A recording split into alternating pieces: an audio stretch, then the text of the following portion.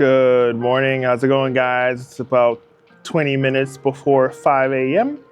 and I am headed to Kauai. Happy hump day. Well, we got through TSA security.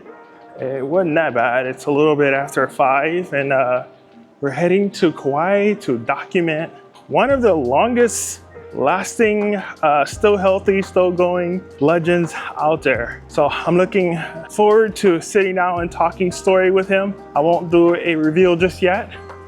You guys will have to stick around and find out. Well, of course you know by the title, but yeah, we'll get there. Including carry-on and checked baggage to avoid transporting items without their knowledge. Morning. Morning. Good morning. Good morning. We are finally seated, ready to head on to Kauai. Question more tight, level cross your hips whenever you are seated.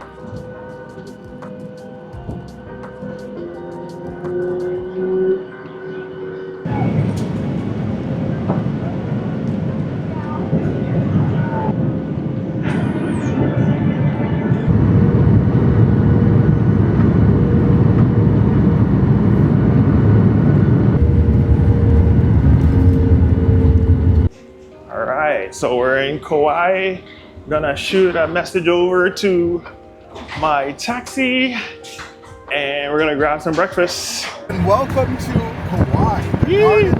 So that's just how it is, you know. Yeah, technology is always advancing. All right, so me and Kyle are gonna grab some food before we head on over to meet with Bill. So what's the name of this place, Kyle? Olympic Cafe. Olympic Cafe. See Balsa here to this island, 1996. Apart, we individually hollow out the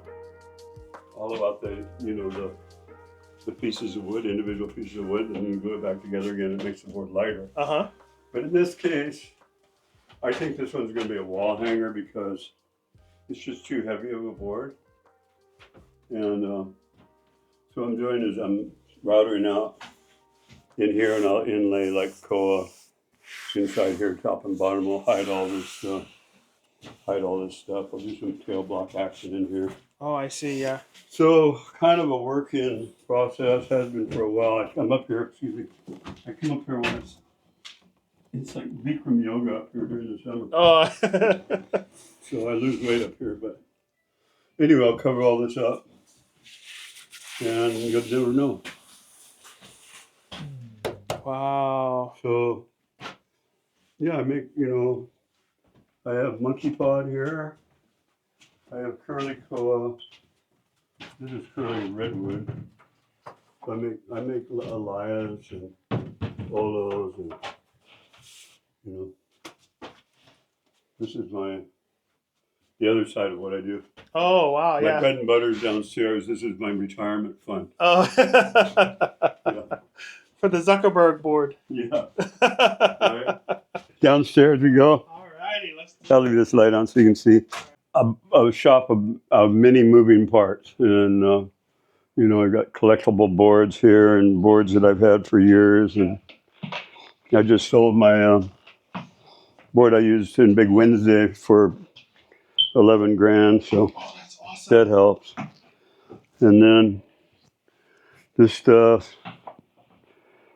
I had a famous football guy named Jeff Rohar,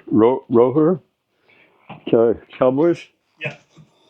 I met him, and he goes, "Phil, I like the way you look at me in my eyes. You look directly in my eyes. I'm going to make a painting." I'll be honest. Yeah, cool.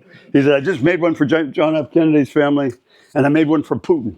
I'm going to make one for you." I went, "I'm not that famous." He goes, "No, man, I like your face. I'm going to get nail you." So that's from a photograph. Oh, wow. Yeah. That's what it is. That's cool. Yeah.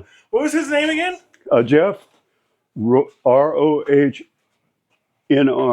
Rohner. So I've had a few different logos. I had the bear logo when I was a stunt double for Jan Michael Vincent and Big Wednesday. So I got permission to use the bear logo for a number of years, and then got into a big lawsuit. Money. I was making a lot of money, and the director got jealous. Yeah. Long story, which we won't go into. You can read it in my book later on. next year. We'll get it. Yeah, we're gonna get that book. Can't wait. So, yeah, so ongoing, you know, I probably could retire if I want to, but I actually enjoy my work. I think it's good to be creative, and you know, I enjoy being in the water and seeing people ride my stuff because I know I'm enabling them to walk on water, which is pretty cool. And yeah, it keeps me in the water. This is the reason I made surfboards when I was young. I was going, how am I going to, you know, continue to do what I love and work 40 hours a week? Yeah. Well, I tried the 40 hours a week pretty much, and I decided I was going to be gainfully employed. So when I was 35 years old, I stopped working for people and worked for myself. So, and here we are. Yeah. We've done a lot of stuff along the way. Commercial fisherman for about 20 years, built custom homes, but this is my first love. I've been doing this, you know, all over the world for the last 58 years, and 20,000 boards later, maybe. But I'm writing a book right now. It's a coffee table book. I've already written a rough draft of a biography. But the biography has a lot of information, and because I was so photographed when I was growing up through the different decades of surfing, I have a lot to choose from. A lot of people want to see the coffee table book. So yeah, the Surfing Heritage Museum's helping me collect photos and that kind of stuff. But so I was born in Long Beach, California in 1948. And my parents moved to South Laguna in 1949 and rented a house overlooking the ocean, a place called Thousand Steps Beach in Laguna. And that was my playground, and that's my earliest memories were all formed there, you know. So I had sand and salt water on my body before I had diapers on. I was an ocean person, right? I learned how to dive and body surf and skimboard and fish, and then eventually, you know, what we did as kids, we'd have these canvas rafts, we put them in the sun, they get really hard, and we take them out and try and stand up on them. So by the time I was about 10 years old, I rode a surfboard for the first time, and it was like, it made the raft look so easy. It was like a whole extension of what I was doing, what I was training for all that time. So I became a good surfer pretty quickly. I learned how to surf at Dana Point when it was a harbor, 1959, and surf in Mexico in K39, K38 when there was nobody. You know, when from Tijuana all the way to Ensenada, there was nothing there. It was just, you know, empty pasture land basically. So I got to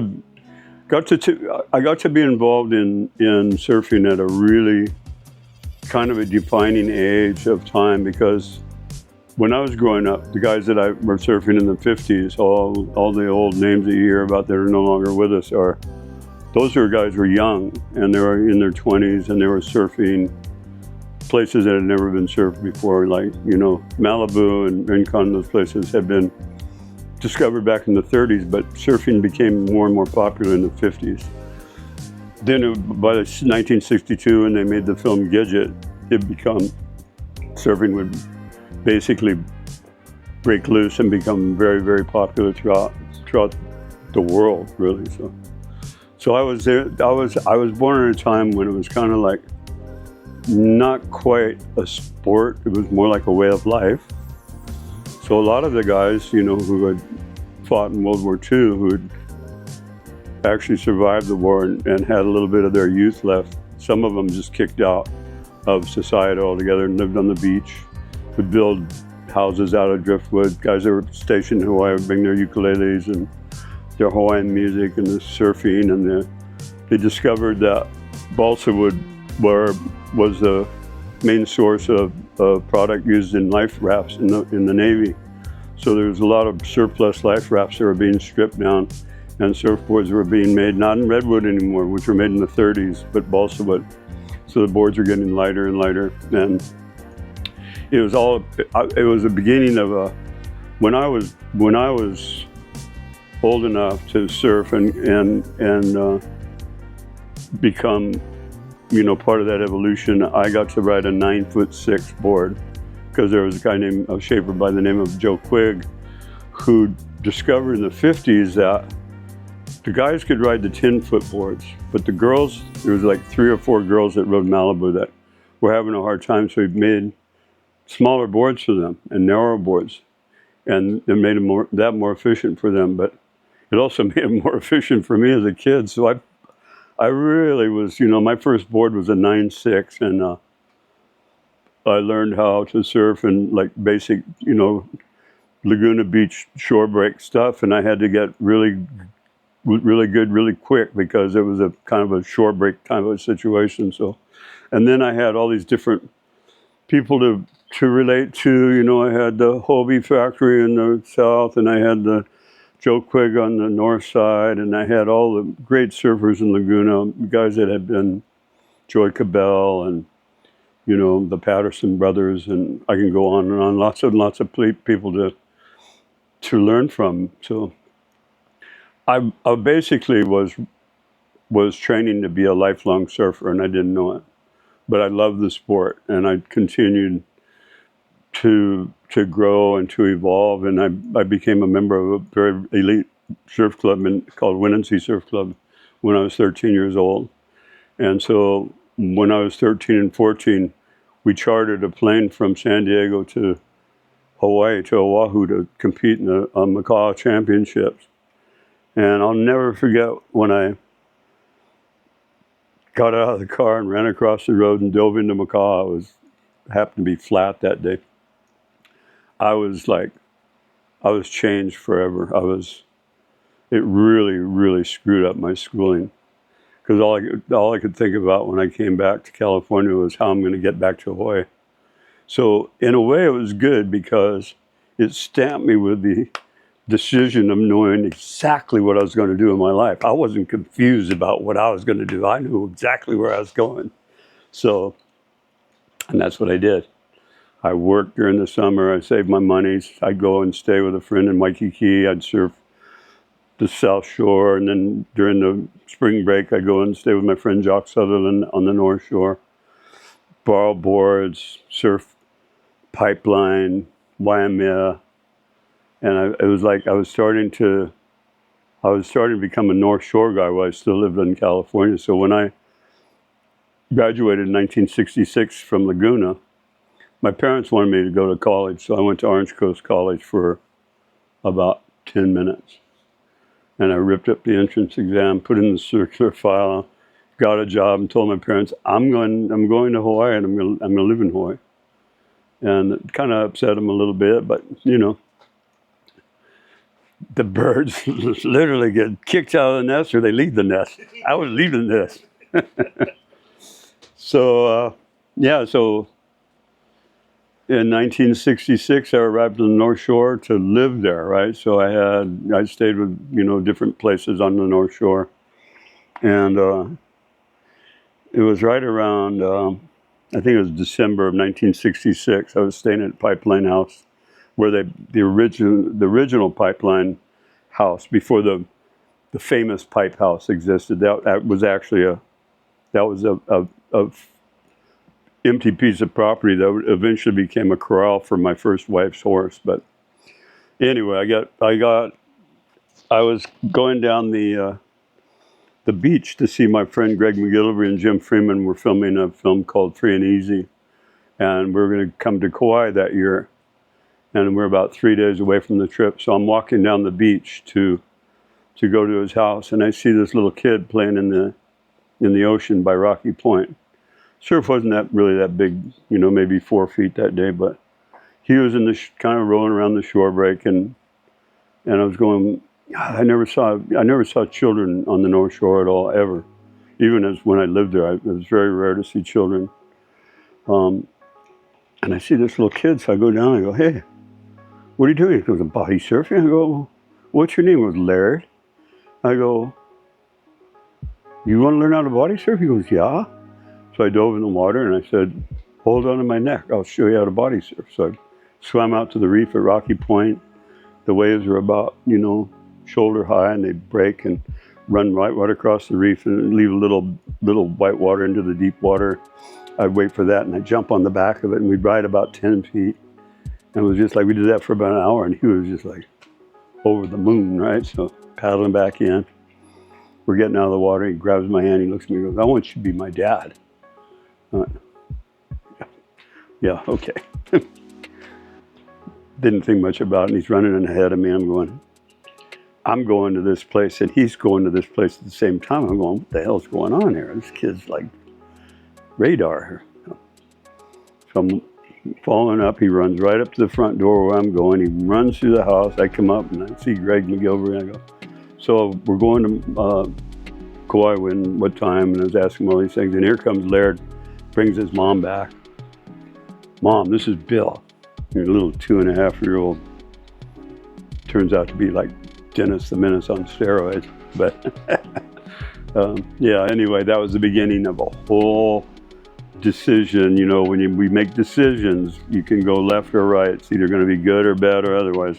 This is one of those otherwise decisions that turn back as monumental in the sense that I got married really when I was young, 17 and a half. Then eventually ran out of money, left the North Shore, moved back to California, stayed in Encinitas for about 4.5 months. I worked for Gordan Smith, learned how to finish boards, and then I was riding for them for a while, Hynson models, and then I switched gears and I went to Surfboards Hawaii, and I started finishing and learning how to sand and learning how to shape there for John Price. And so by the time I left California, I actually had a skill in making boards, which you see today. 58 years ago today, here we go. And I've kept it, it turned out to be something that I enjoyed doing, and I still enjoy doing it. Something, they say that when you find something that you love and you pursue it and it becomes your life, then you're blessed. So I'm blessed for having found and made that decision. Lots of water and lots of history under the bridge for me. I mean, I've surfed all over the world and worked in Japan, had a business in Australia, have met many amazing people along the way. Actually, I met Duke Kahanamoku when I was about 19. He wanted to meet me. I was in the Duke Kahanamoku contest for 7 years, and the guy who was running his business, Kimo Wilder McVeigh, I was just getting out of the water at sunset. Won my semifinal heat. I was going to go to the finals, and I was just getting out of the water. He comes out, "Hey, Billy, come, somebody wants to meet you." I go, "Who?" He goes, "Come, follow me." So I'm walking up the sand. So Kimo was this business guy who handled Don Ho and Duke Kahanamoku's stuff in Honolulu. He wears white pants, white shoes, white socks, white belt, white shirt, white jacket, and an Arizona piece of turquoise, right? The only color. And I'm watching him walk up in the sands, crawling into his shoes. And this guy is a city slicker business guy. I'm going, God, this guy must be so uncomfortable walking up. We walk up and I see the Duke Kahanamoku white limousine, right? And the back door's open. I see the white pant leg of Duke Kahanamoku. I go, "Duke wants to meet me." He goes, "Come, follow me." So I go up and he goes, Kimo goes, "Duke, this is Billy Hamilton." And I put my hand in to shake Duke's hand, and Duke comes out with his hand that is about as big as a baseball mitt and grabs it. My hand turns into like a little baby, and he's looking me in the eyes. He goes, "I appreciate very much how you surf. You surf like an ocean bird. You and Paul Straw are my favorites in the tournament. Good luck to you." And I went, "Thank you so much, Duke. It's an honor to meet you." And I don't know what I said. I just got crowned by the man himself. I was thinking, I don't need to win anything from here on out. I was like, that was like one of the amazing moments of my life. And then when we're flying a second movie we made that year, actually, we went to New York and we're on the Johnny Carson show. They just had 2 years before had had Mike Hynson and Robert Hawkins and Bruce Brown on their show. So they wanted to introduce the continuation of surfers making films, right? So we're making this film kind of drafting in Bruce Brown's wake. And I'm in the elevator with Jim and his partner Jim and Greg and Mark Martinson. And there's this guy standing in the corner, and he's like, this old guy, he's like, and this older woman, it had to have been 70 something. And I'm going, I go, excuse me, sir, you look really familiar to me. I go, what's your name? He goes, he looks down and goes, my name's John Weissmuller. And I went, you're John Weissmuller, you're Tarzan. Wow, that's incredible. I met Duke Kahanamoku this year, and I know you competed against him. Can I shake your hand? He goes, yeah. So once again, that big swimmer's mitt comes out and swallows my hand up. Well, you know, I was going, how lucky am I to have that, to meet these two water guys in the same year. Amazing. So then we went off to France and discovered the surf break called Hossegor. The only surfers that had been there before us was Bruce Brown and Mike Hynson and Robert August. And those are the guys that showed the French people really how to surf and how to make boards and that kind of thing. So when we were there, we had brought these, at the time in 1968, we were riding the wide-backed McTavish, George Greeno designs that were very popular for a while. They were kind of a deep V, wide kind of a surfboard with a wide back in it. They're super maneuverable, single fins, super maneuverable. Of course, we didn't have leashes in those days, so, but they were very, very, and they were great for beach break work. And you got into anything of any size, though, you kind of had to kind of crouch down and hold your turn. So those are our discovery boards that we used to discover Hossegor, and we surfed all these beautiful breaks in Biarritz, Côte de Basque and Champ de l'Amour and all these other, La Fitania. We never got to surf that break in Spain, Mundaca. But Greg and Jim decided they wanted to go and explore Portugal. So we went to Portugal and we found a couple of different breaks. This was in August of 1968. So we went to this place called Nazare, and we were down in the very, if you were to stand on top now where you see the lighthouse, where most of the attention's focused on that side. We didn't know what was going on over there. We'd pulled down into this town. We were looking for a place to stay for a couple of nights. The surf was small, you know, maybe waist high. We arrived at this bay that was about as big as maybe Honolulu Bay, maybe a little bit bigger, and lots of little white houses all stacked together. We thought we were in the only hotel, and we were trying to register to stay at the hotel, and the guy says, well, no, there's a big wine festival going on this weekend, and we have the main Matadors has rented this whole hotel for his entourage. And when we're talking, here comes the Matador coming down the hill in an Oldsmobile convertible, sitting with his fighting colors on with two beautiful women. And we're going, I go, Greg, we're not staying here. So we got in the car and we went down the street, and it just so happened on the other end of town was this brand new, like 4-star, beautiful marble glass hotel, modern. It made everything, it was such a huge contrast. Plus, not only was it open, but it was right across from the town center of where they brought in the sheep and the goats and the chickens and killed them and butchered them. It was like third world country, and then you have this modern. So we go in, and Greg looks at the menu and he goes, a bottle of Portuguese wine is $1. We're staying here. So we stayed there for 2 nights, and we were right at the beach level. And I remember walking out early one morning, and these little kids that lived on the streets, little street urchins.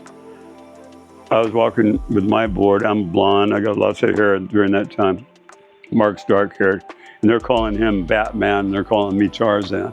And they watched us go on the beach. So we're surfing, right? So it's getting about 10 or 11 o'clock. And you know, the beach there, it's a fishing community. It has been for hundreds of years, right? So nets smelled like sardine, all these beautiful boats that are like blue and red and got little eyeballs painted on the bows. And So not really paying attention to the fact that there's a whole lot of people in the water with their pant legs, their dark black pants, rolled up to their knees, and they're all fishermen. They all these little hats and black shirts and black pants, and there's probably about 150 of them all standing. When we lost the board, they'd pass the board around to each other and look at the board, and they'd pass it reverently back to each other, and they're looking, they turn it around and look at it because they're seeing for the first time surfers riding waves on pequeño botas, right? It's like these little tiny boats, but we were riding waves with a great deal of authority, and it was kind of blowing their minds. I was thinking, well, there's probably a lot of fishermen that died out of there because of the waves they had to deal with, you know? And here we are riding them, playing on top of them. It's like, and when it came to, they'd hand it back to me like it was like some kind of like a flying saucer. It was pretty incredible experience. Well, when we came to Kauai in 1966, we surfed on lay, and I mean, when we came to Kauai, it was like, it was removed from time. There was nobody here. It was like, it was a whole island that just, it actually just existed. And we didn't see any surfers. One day we saw, there was a large fat Hawaiian woman surfing on lay, but Mark and I were the only guys out. And we discovered a place on the west side called Rifle Range, which we had, there's a Navy base out there, top secret Navy base. We tried to gain access and they refused for us, so we went down about 2 miles and walked through the property. Because when we were growing up, we surfed a place called Trestles, so we're used to military bases. So we just kind of like, no big deal, right? So I remember it was like, this is going to be easy, but we ran into this forest of Kiawe. Kiawe is, they use it for firewood, but it has thorns on it about that thick. So Greg and Jim, the film men, have tennis shoes on. They're dancing through the sand, and I have got rubber slippers on, and every step I'm getting stabbed. So Mark and I both, we looked at each other, I go, I got an idea. Let's lay down. Both of us had 10-foot longboards, so what we did is we turned the boards upside down so the fins are up, and we just walk from one board to the other, and we made a path out of our longboards, and it took us about an hour and a half to get from the car to the ocean. But when we came up over the sand dune, it was like perfect little, shoulder high little barrels, and we called that place Whispering Sands in the movie, but today they call it Rifle Range because right around the corner is a place where they shoot guns. Anyway, that, and I've had done a lot of traveling, so we've had a good run, and we're still going. Yeah. So let's talk about Big Wednesday. Oh yeah, Big Wednesday. So that, so once again, my friend Greg Mcgillvary, who has been very instrumental in making surfing films, and now makes all the large format IMAX films.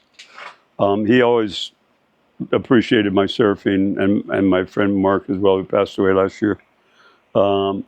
So he called me and he says, Warner Brothers is making a movie, another one of these surfing films, and they're looking for people that they can use that are good surfers, but also can act and are good looking. They think that you're able to do that. And I said, well, I'll do my best. So they sent me a ticket to go to Hollywood for a screen test. And I went out and I met the director, John Milius, and we talked a little bit, and we went out and he gave me the script. He says, it was the one scene in Big Wednesday where one of their buddies in Vietnam had gotten killed. And I think it was Jan Michael Vincent. He was drunk, and he was saying, trying to talk to him, anyway, I forget what was being said in the script, but I was trying to talk drunk, and I wasn't really good at it, and I knew I wasn't. I'm not an actor, right? So anyway,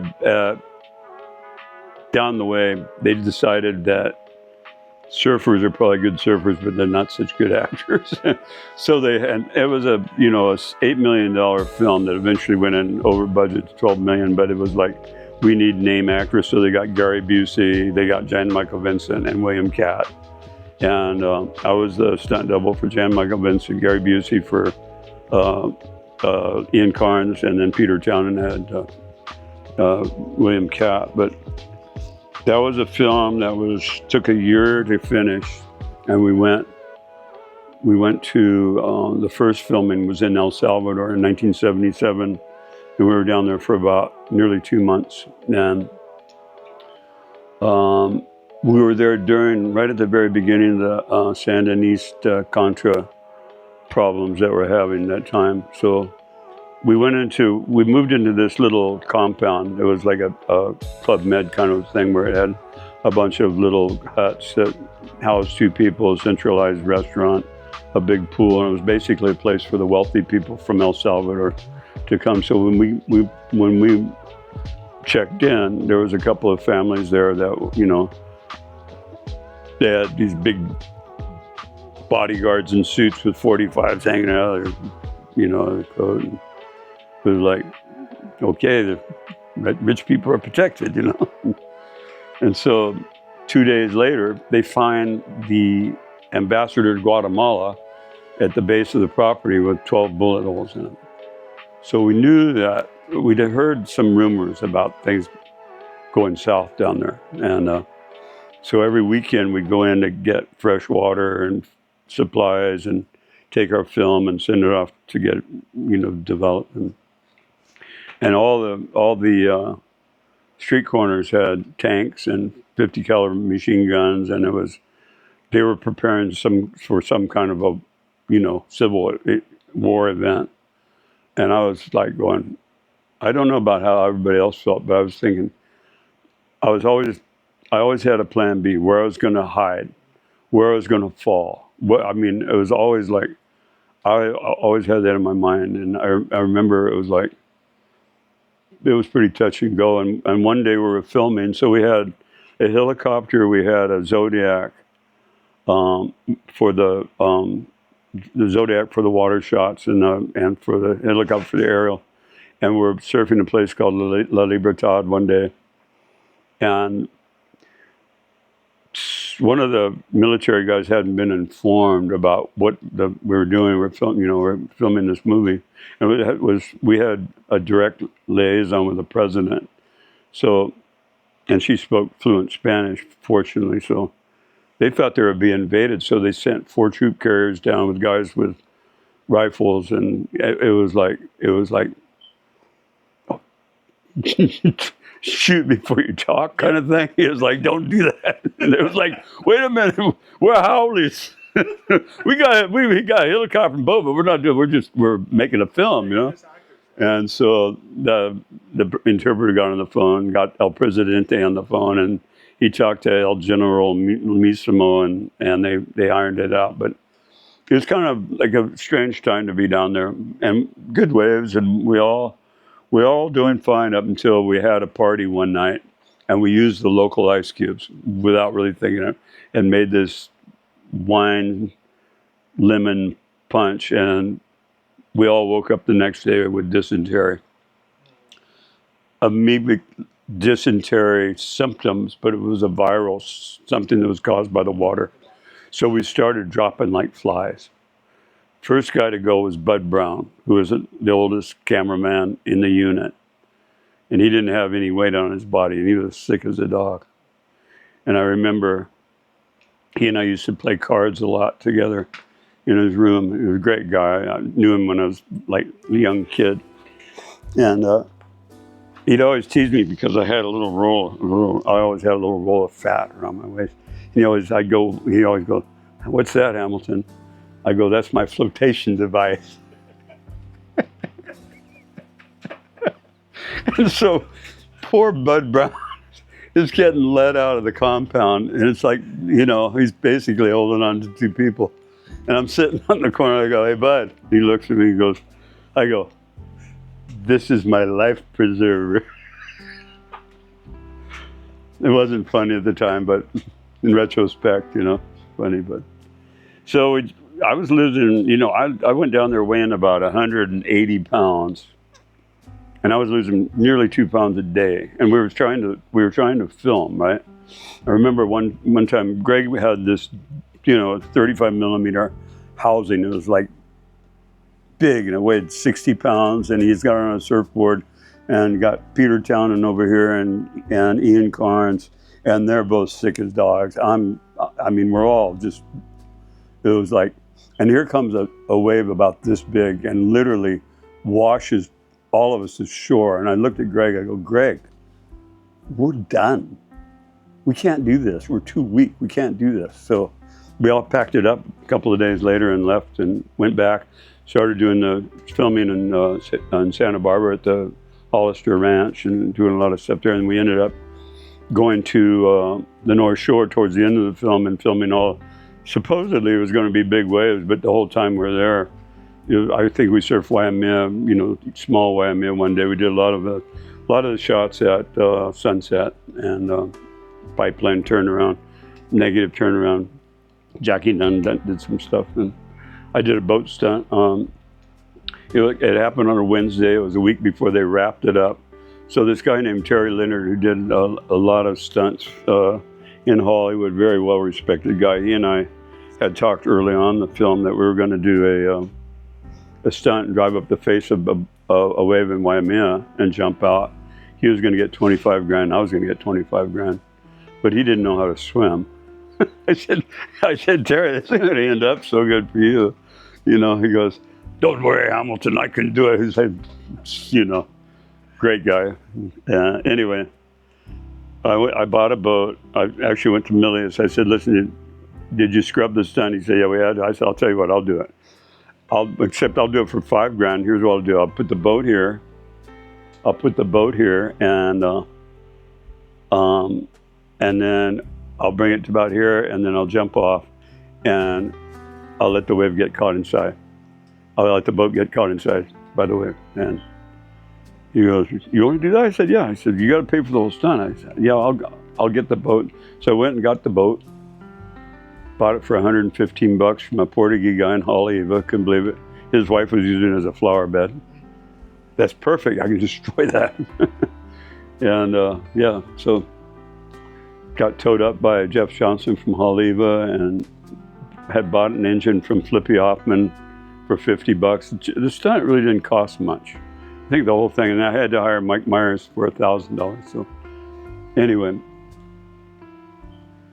when we go, we're being towed up to Sunset, and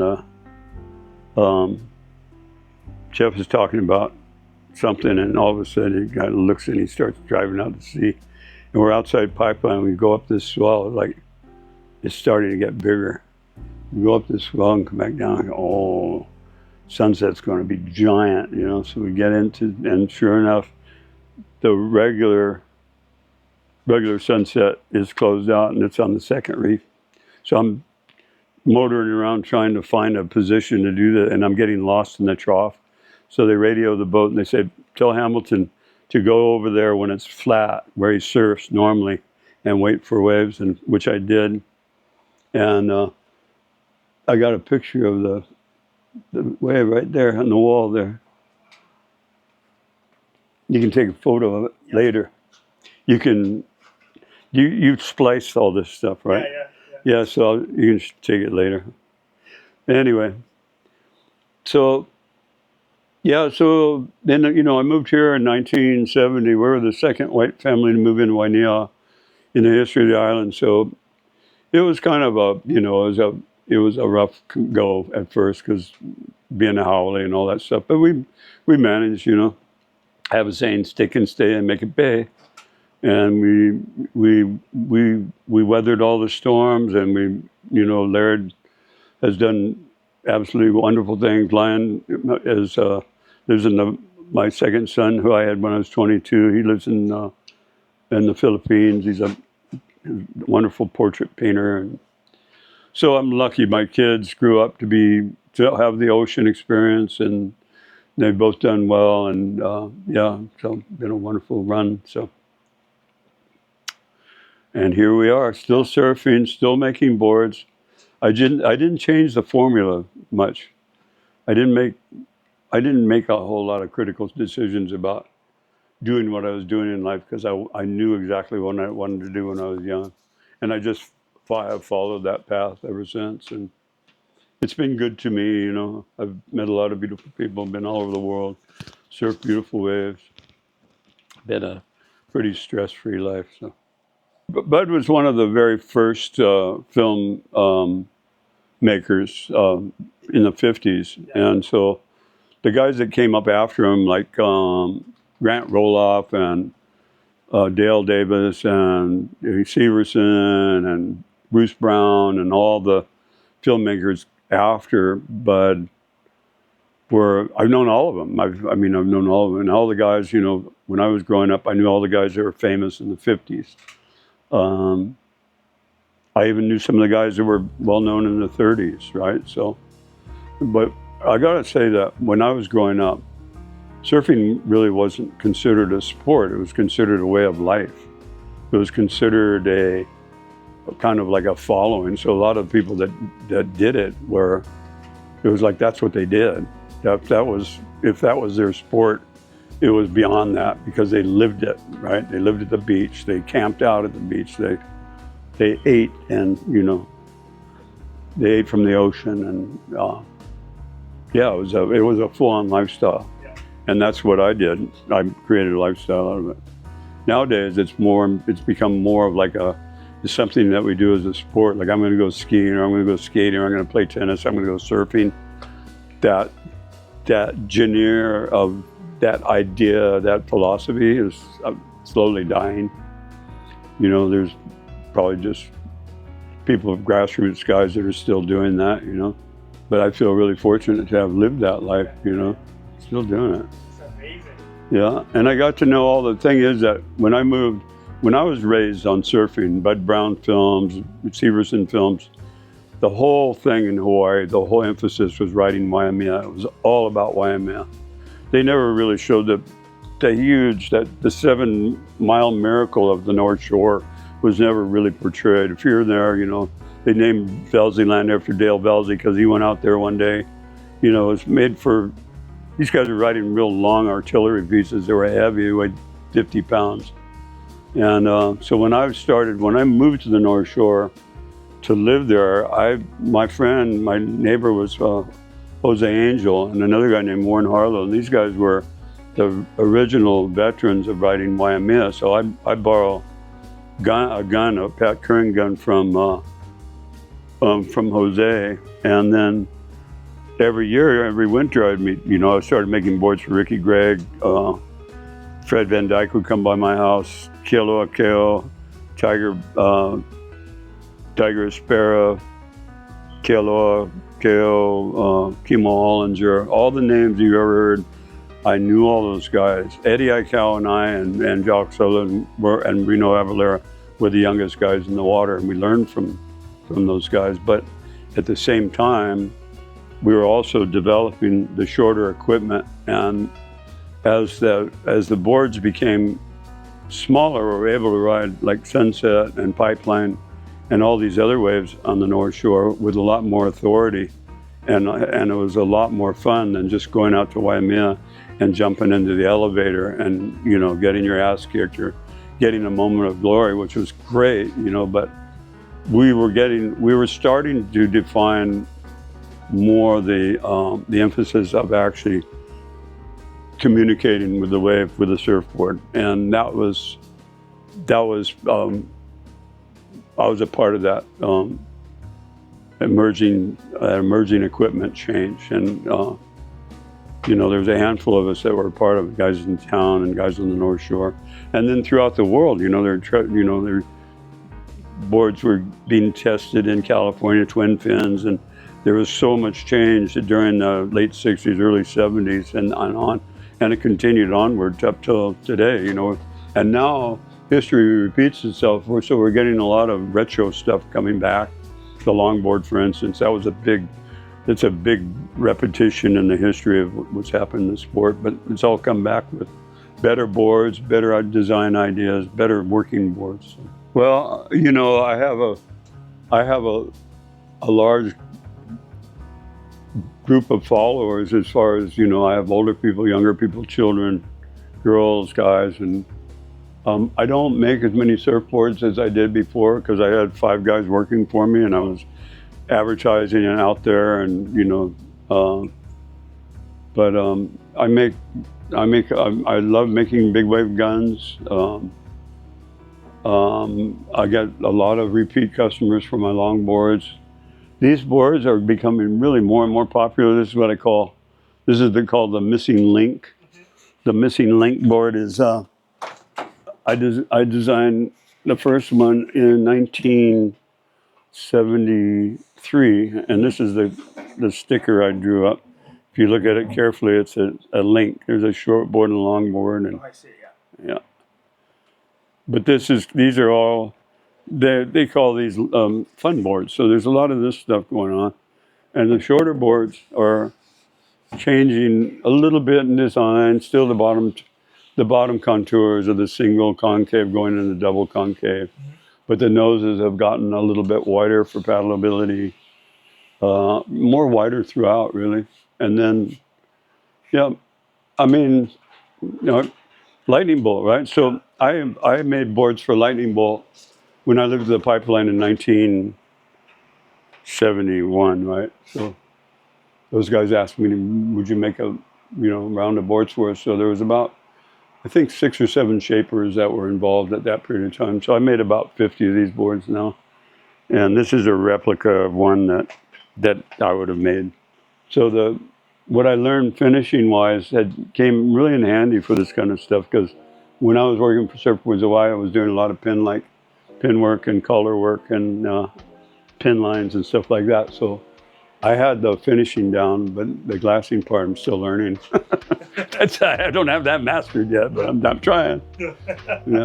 The early shapers of any note were Mike Hynson, Mike Diffender for Skip Fry, and then there's a lot of mainline shapers like Terry Martin, on and on and on. There's a lot of guys. Then Dick Brewer, who was, you know, way up there. This is right here is a shaper's family tree. So basically, every shaper the beginning of shaping started with these names, and then this guy influenced this guy, and this guy influenced these people here. And so it goes, you know, and it goes on and on over time. So I started shaping in 1967, along with all these guys, right? So I don't have my glasses on, but you know, this is me down here. I was taught by John Price, who was taught by these. So there's all these subphylums of the evolution of shapers all the way up until probably 10 years ago. Yeah. Yeah. Wow, I didn't know something like that existed. I've always worried about that. Yeah. Yeah. Okay, here's a picture of me surfing free and easy in 1968. And I think Greg Mcgillvary took this photo. This is me surfing Honolulu. Mark is over here, and me and the old pier right here. I always liked that photo. Wow. And then this is me surfing at the end of the road on the other side of Kauai in 1966. This is a pretty cool photo. Greg took this. This is his favorite photo of all time. Favorite still of all time. It's in his book. Yep. But it was really hard to ride the nose. They say I'm on a Hynson model, and it was shore break. And I remember I was up there for about 1001, 1002, and out of my I'm high on LSD right here, and out of my peripheral, I saw Mark Martinson standing about knee-high water, about 30 feet away from me, and he's got blood all over his chest. And I remember after this shot was taken, I backpedaled really quickly and straightened off, came up next to him, and I went, "Where'd you get hit?" And he goes, "Back of my head," and I looked back behind his head, pulled his hair apart, and I said, "You got about an 8-stitch gash in there, Mark. We can't surf anymore. We got to quit filming." So we went to the hospital, and my man, he got stitched up. But wow. that, you know, it's funny. I'm writing this coffee table book right now where I'm selecting photos and I'm writing the backstory. And so that's the backstory to that photo. But every photo has a backstory. Wow. Yeah. This is me at the bowl. I'm trying to remember the name. Michio Sato took this photo, and he was right underneath me. I almost hit him. Oh. Yeah, I mean, he was always trying to get a close shot of me. I mean, I think his head was, right there when I cut back. But, wow. this is a picture of Laird at Tunnels when he was younger. Water shot. I don't know who took that. Nice. What else we got here? Here's a shot. This, I've always liked this. This is what we're writing in 1968 in France, the wide deep B board. This is like an 8.6, but I had to get way forward so the board didn't spin out. I actually made that wave, but some I didn't. And then, so I do a fabric rail, which I got a patent for in nearly 20-something years ago. But I called it outriggers, but by putting fabric around the edge of the board, it creates a C-beam, so it actually makes the board 28% stronger. And because of that, I was able to get a utility patent, which is really hard to do in surfboards, and then a design patent. So I licensed that out to Roxy for a few years and some other clothing companies. So. And then we can come in here, other photos. This is one of my favorite photos of me at Waimea. This is a board I borrowed from Jose Angel. This is a 10.6 Pat Curran board, and this board worked really, really well. Amazing. Yeah, and then okay, I'll show you this here. You can take this shot. This is that. If you can get in there and see this. Here. I'll pull this out. See, this is pretty. It's a shitty photo, but actually you can get that off my Instagram.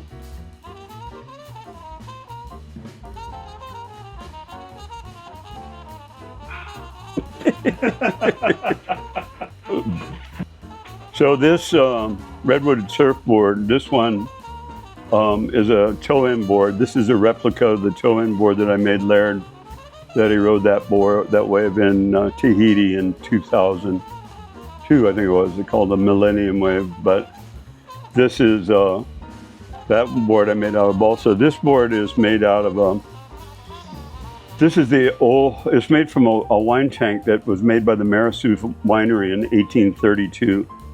And it's made out of heart grain redwood from the old growth trees, the big 100-footers that are 25 feet in diameter, from the center part of the tree. So every grain, every line in here is this wood is about 2,500 years old, and it held red wine for 100 years. So these streaks that you see here, these dark streaks, that's all like red wine. This board, along with, it was part of a collection of 100 boards made by probably the best known shapers throughout the world. And this was in the San Francisco Museum of Fine Arts for a while. I understand that Smithsonian Institute may have it on.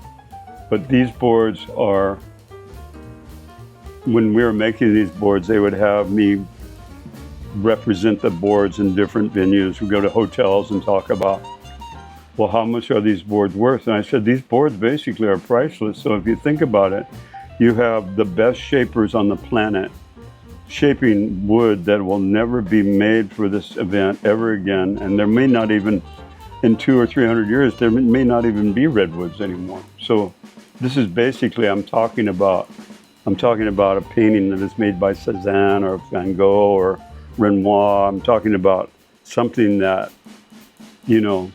might be worth to you right now a few $1,000s, but when we're all dead, they're all going to become priceless.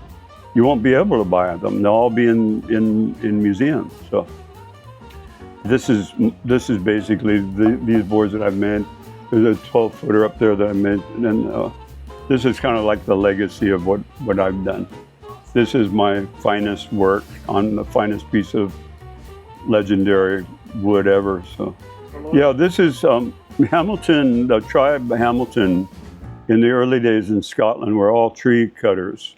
So if you look at the emblem, that's my coat of arms for my family, right? So it's a tree, it has a saw running through the center of it, and it has a belt buckle running around it. So inside that belt buckle is the word through.